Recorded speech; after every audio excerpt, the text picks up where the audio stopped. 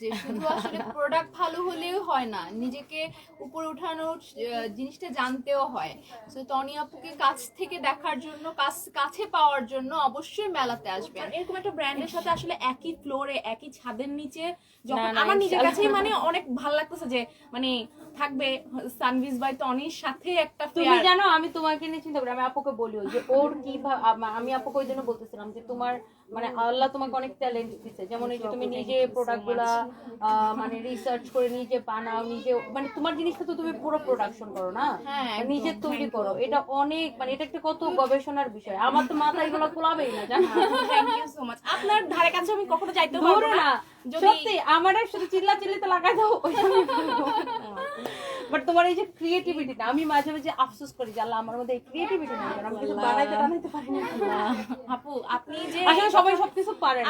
আমি মানে আমার এটা পুরোপুরি ইন্সপিরেশন চলে আসছে। আমি এখন দেখবেন যে আপু আগামী 6 মাস আমি আরো বেশি ভালো করে কাজ না করতে না, পারবো। তুমি অনেক ভালো করবে ইনশাআল্লাহ, মানে এই সবাই সবকিছু পারে না, এটা প্রমাণ হচ্ছে, এটা বুঝছো মানে এক একজনের এক এক দিকে এক্সপার্টিস থাকে, যেমন তুমি এত ধৈর্য নিয়ে নিজের জিনিস, ইভেন ও আমাকে অনেকগুলা ওর হামানদিস্তা থেকে অনেকগুলো স্কিন কেয়ার আমাকে গিফট করতে, আমি ওগুলো আবার আমার বোনকে নিয়ে দিছি, থ্যাংক ইউ আপু। আমার বোনকে দিছি যে মানে তুমি এগুলো ইউজ করো, নিজে বানায়।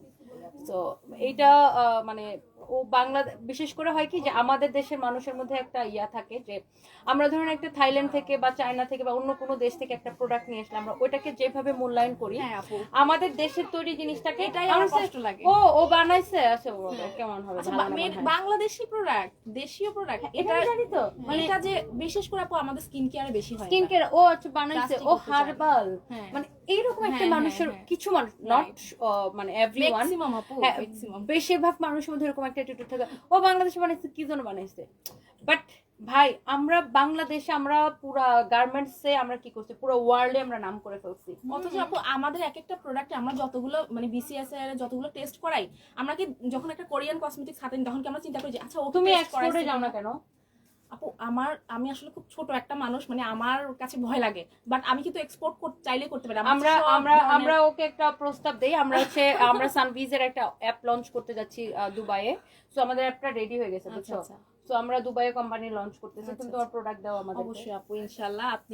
আপনি এটা বলতেছেন, এটাই তো অনেক চান্স দিবেন আমাকে, এটাই না ডেফিনেটলি ভালো প্রোডাক্ট, এবং আমি জানি ও ভালো, মানে ও কোনো 2 নাম্বারই প্রোডাক্ট বানায় না, খুব ভালো প্রোডাক্ট বানায়, সো হোয়াই নট আমরা যদি একসাথে কাজ করি, আমাদেরও ওটা ওখানে স্টার্টিং একসাথে কাজ করে আমারও খুব ভালো লাগবে, বিকজ ইনশাআল্লাহ। আমরা এটা খুব এফোর্ট দিয়ে করতেছি, মানে ইন্টারন্যাশনালি আমরা লঞ্চ করতে।